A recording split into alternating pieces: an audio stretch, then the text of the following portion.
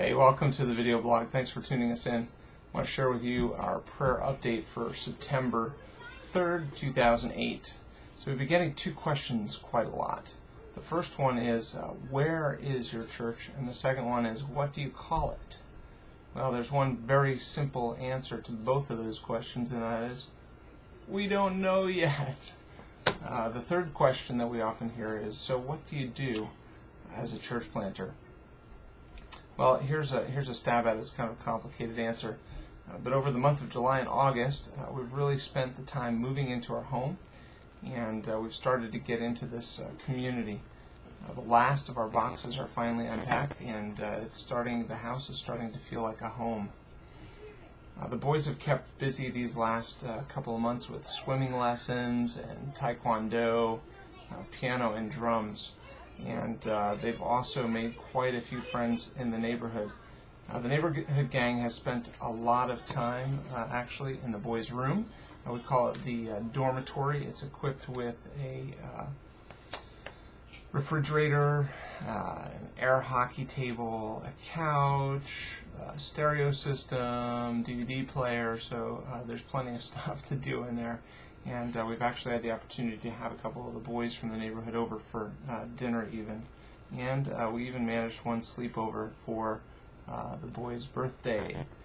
Most recently, we've been praying and diligently advocating for Gabe, who, with his T-tube, needs care all day, one-on-one care all day in school. And the school system's been very willing to provide that, but it's taken some time. So we just had an answer to prayer yesterday. The school system actually hired an aide to go with them through the school day. So that's really great. We're really excited about that. In July, we actually traveled to Orlando as a family, not to go to Disney World, although we did take part in some of the free stuff that's there.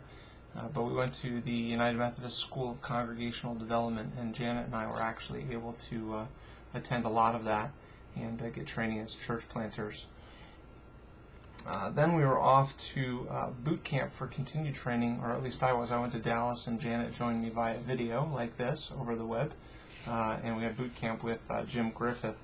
And the bottom line, according to Jim, and I'm starting to agree with church planting, is that church planting is a contact sport. So the big idea, the highest priority at the moment for us is just to get out in the community and meet people, shake hands, drop cards in their hands, get to know them, start real, authentic relationship. That's really the key. Church planting is a contact sport. Many days like today, the family kind of wraps up the day with a walk around the neighborhood, and then off to bed.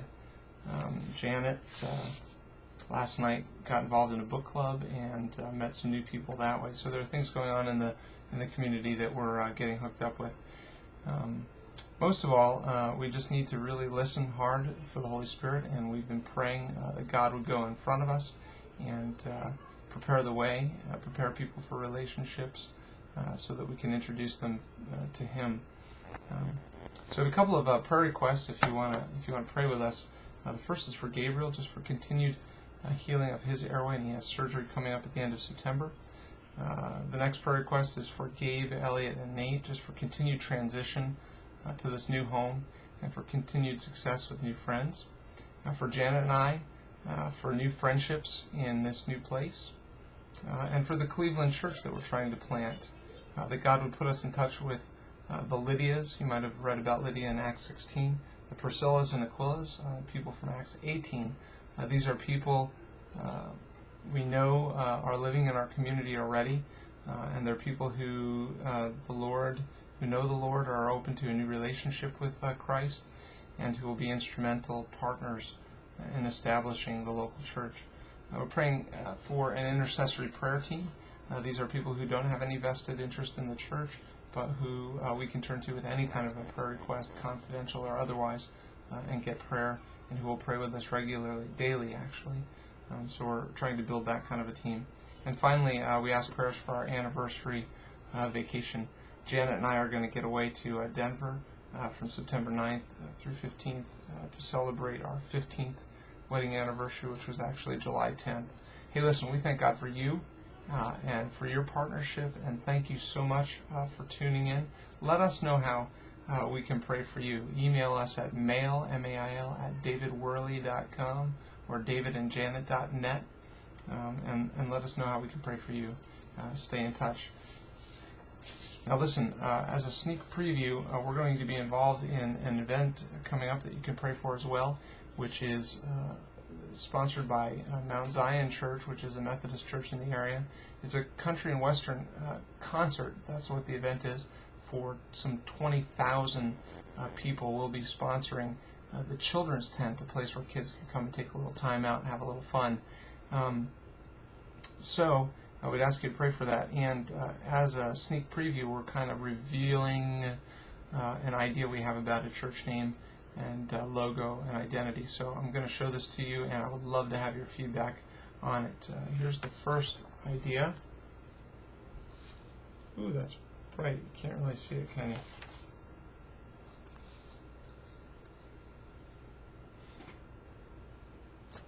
Here's some more ideas.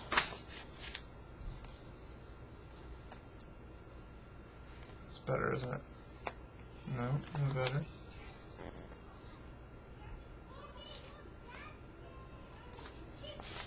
Another idea.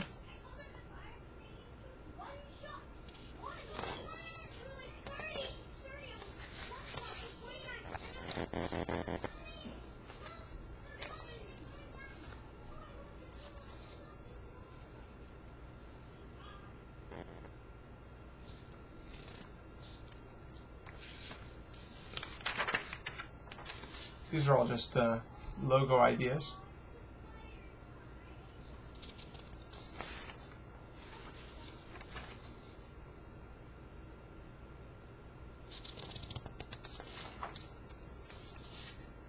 Oops, that one's upside down.